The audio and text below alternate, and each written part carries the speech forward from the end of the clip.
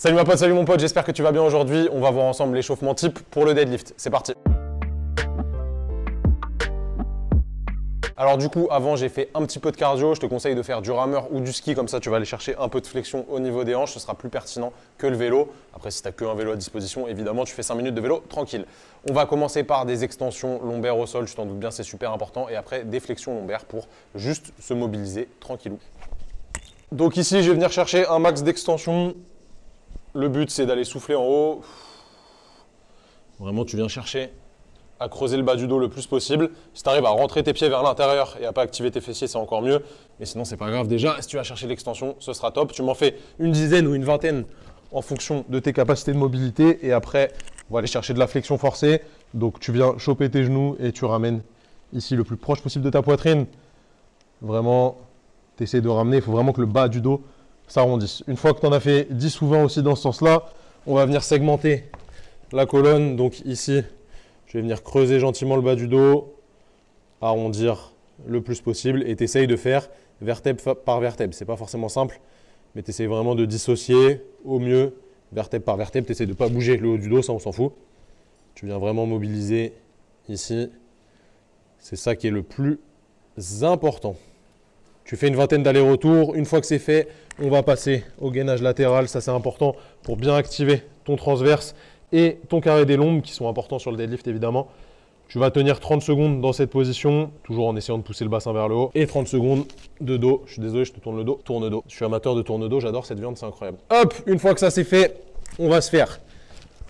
Promis, c'est fini les trucs chiants après. Du dead bug, tu te mets là et tu vas venir activer tes abdos, tu bouges pas le bas du dos et tu tends la jambe opposée au bras qui monte.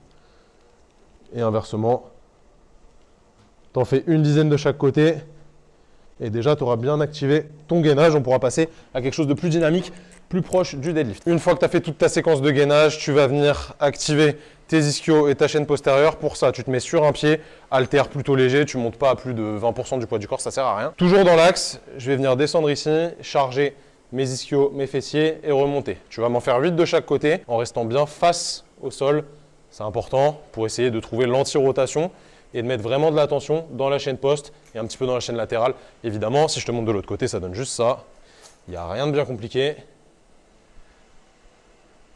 Et tu essaies de garder la hanche en rotation interne. Tu ne viens pas te tourner ici et commencer à faire le mouvement là. Non, ce qu'on veut, c'est de la rotation interne au niveau de la hanche pour rester le plus possible dans l'axe. Une fois que ça c'est fait, on va venir travailler de manière bilatérale. Je me mets dans cette position. Je commence à faire un Romanian deadlift au dumbbell. Tu vas faire une dizaine de répétitions. Je te conseille de prendre 10 kg si tu es un mec, 6 kg si tu es une fille. Et ensuite, on va faire une dizaine de répétitions dos rond. Donc Jefferson curl, on va aller chercher de la tension dans la chaîne poste. Tu peux défixer en thoracique, il n'y a pas de problème. Tant que c'est voulu et que c'est léger, contrôlé, il n'y a aucun souci. Donc c'est vraiment à toi de pousser l'haltère vers le bas et de le remonter en flexion. Pareil, tu en fais une dizaine. Si jamais c'est trop gênant pour toi, tu baisses le poids ou tu ne le fais pas du tout pour l'instant. Tu pourras incrémenter cet exercice avec de la charge petit à petit. Mais l'idée, c'est vraiment d'aller charger la chaîne postérieure dans cette position. Une fois que ça c'est bon, tu vas pouvoir commencer ton échauffement à la barre. Donc, tu viens prendre ta barre et tu commences par du Romanian deadlift. Tu vois là, je suis dos complètement neutre et je prends tout dans les ischios. L'idée, c'est vraiment d'aller mettre de la tension à ce niveau-là.